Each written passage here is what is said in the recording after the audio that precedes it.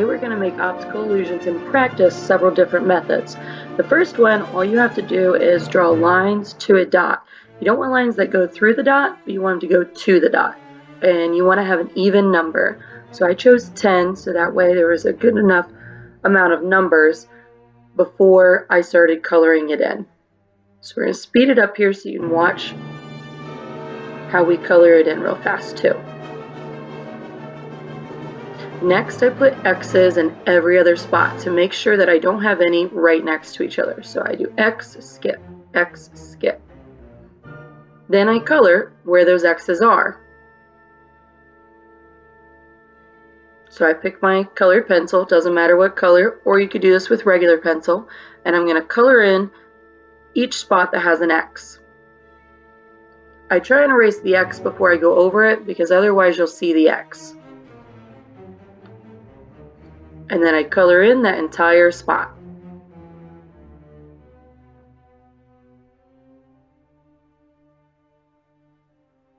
I also try and go the whole way down the shape before I change directions. I try and make sure it all goes one way, so that way it looks a little smoother. Now these do look better in Sharpie, but for right now we're going to do it in colored pencil just to practice. And there it is, finished. So I've gone back and forth with my red. If you'd like, you can do a second color in the white spots, but this is just practice, so one color will be fine. And then again, I used 10 lines to make this. The second practice is the same thing, I just put the dot in the middle of the paper. So again, 10 lines all going to the dot, X's on every other spot, and then you color in those X's. Now you can take these basic skills and make a couple other options where you add a circle grid or even a straight grid, and then you color them in like a checker pattern back and forth, black, white, and it makes this spiral effect. You can also add shapes and letters, things like that. So once you have the basics down, go ahead and play around. The next thing is to make it look symmetrical and mirror itself. So these boxes are much smaller. I started in the top left box and did 8 lines, and then I started to mirror each one. Now I'm not going to speed this one up because it's a little more difficult, so take your time and watch how it's done and try and mimic it as I go.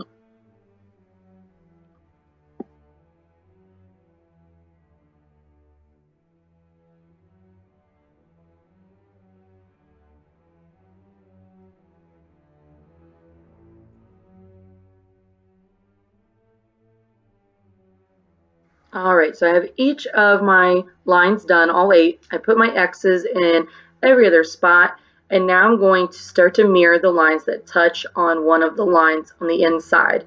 I call these walls. This makes it a little bit easier if I get these ones done first, and then I move on to the more difficult ones. So I'm going to connect each one of these to the dot that goes across from it, and I have 4 lines on mine. Yours may have more or less, it just depends how you drew your first 8 lines.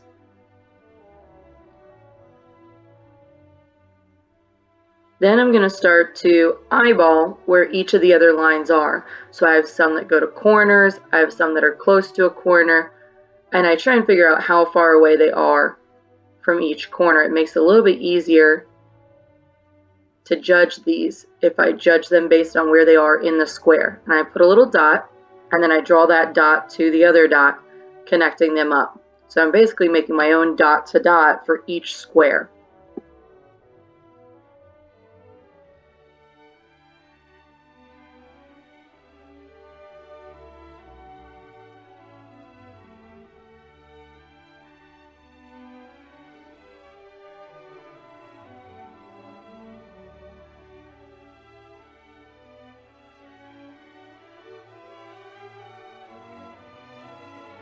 As I go, I'm going to add my X's in, so that way I make sure I have the right number of lines. As I can see here, I have missed one, so I'm going to go ahead and go back, add that one, and add my X, and check that it looks like it's mirrored the other ones. Then I know that that box is done, and I can move on to the next one, doing the same thing, kind of eyeballing where they are from each corner, and putting my X's as I go. Once all the X's are done, I can color it in.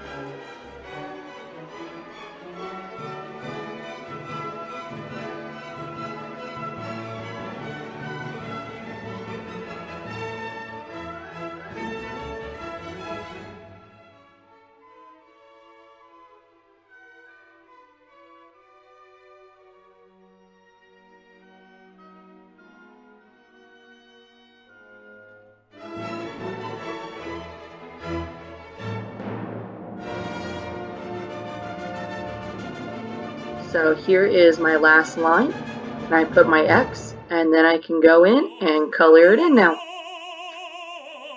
There we go. Alright, so the next one is called bent paper, and this is on the second side of my worksheet. And you're going to draw lines going diagonal, trying to keep them all the same diagonal in the first triangle. And you're going to go all the way down, and I try to have somewhere between 10 and 20 lines in this, so that way it looks nice and even.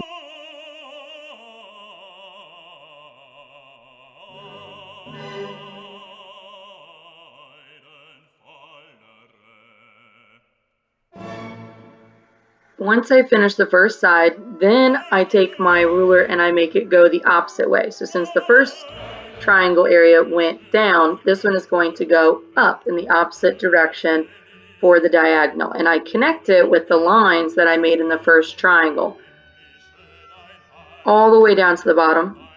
So we're going to speed this up so you can see it, do it super quickly. The next shape, I do the same thing. I go back the opposite way. And then the last one again, I go back the opposite way again. Then I put an X in every other spot and I color it in. The next one is called grid art. And I take lines that are spaced evenly and then I draw these blobs going from one edge of the paper to the next. I like to make sure it's nice and filled in so that way I don't have too much white space between them. But I do want to have some because we are going to color each of these columns in differently. So the first column I color in the blob, the next one I color out of the blob, in the blob, out of the blob. And so I'm putting X's on each one so I remember where to color, because once you start coloring it can mess with your head. So out of the blob, and the last one in the blob. And then I color where each of those X's are again. And there we have it. The last one is called rhythm, and it starts with a curved line, and I put 2 dots on the line. And I'm going to start at the top, and I'm going to start on the left side and hit the dot and bounce. Hit the dot and bounce. Kind of pretend that you're a ball, and you're going to hit the ball and bounce, and hit the ball and bounce. And it does that a couple times until it goes off the page like this. Make sure you do the other side as well. And then you're going to flip to go below the line as well, using the same dots. You want these to be nice and curvy. If they're too pointed, they don't do the same flow. So you do that again and again until it's filled up. Then we're going to color every other area to make it look like it goes in a pattern again. Now this can be difficult, so I try and start with a big open area, and then I mimic it on the left and right side, making sure that I don't have any X's next to each other or 2 open spots next to each other. Then you lose your effect. And this can be difficult, so take your time and check and make sure that you don't have any next to each other. Then we color in our X's, and that one is done. Alright, the third page is make your own. And there's 6 boxes, but usually I only require 3. That way if you mess up, you can go ahead and scratch out the ones you don't like. If this one here, I drew a heart. You can do any shape you want, but circles and squares sometimes are not as recognizable, and I like curvy shapes for this. And then I drew a very strange grid over top, making some lines go left and right and some go up and down. Colored it in as a checkered pattern, and then wherever the heart was, I flipped it. So if the heart was on a white box, then that part of it got turned into a black box, and I reversed it. So that way, hopefully it popped out more. The next one, I started the same way we did the first page, but then in each section, I made either curves going up or down. Again, you want to have an even number of lines to start, or this project does not work. And then I colored in every other one, making a checkered pattern, making sure there were not two black spots next to each other or two white. And then that one is all done. The next one I started with lines going left and right, kind of like the grid art, but going the opposite direction. And then I started to do lines going super close to each other, slowly getting bigger and bigger. And I start on the left side so I can kind of see what I'm doing, and then I go to the right. Now, if you're left-handed, you may want to go the opposite way. And again, this is a checkered pattern one, so I started in the middle so I knew where I was, and I did every other one. And then I moved to the left again so I could see what I was doing, and I switched it. So if there was a black one next to it, I did white next to it this time. I would go every other one all the way through this. So once you get started, this one's pretty simple to kind of fill in, and it should look like it goes small to big out on both sides.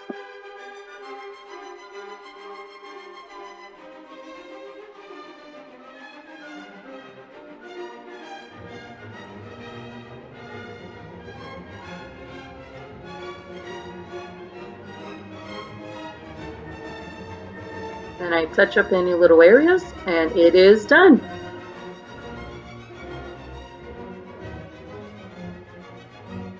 Last one here, I start with squiggles, and it's up to you, but I try and make sure they all go in a similar direction. So I did up and down, and then inside I did kind of a C or a crescent shape, and each time I moved to a new squiggle, I went the opposite direction. So it should look like some are going up and then some are going down. Sometimes I try to make sure they were connected. It does help out, but other times it's really hard to do that, so you're not going to be able to do it every single time. And I started in my first squiggle and did black, white, and in the next one, I flipped it. Hopefully making it look like the black is slowly swimming through the page.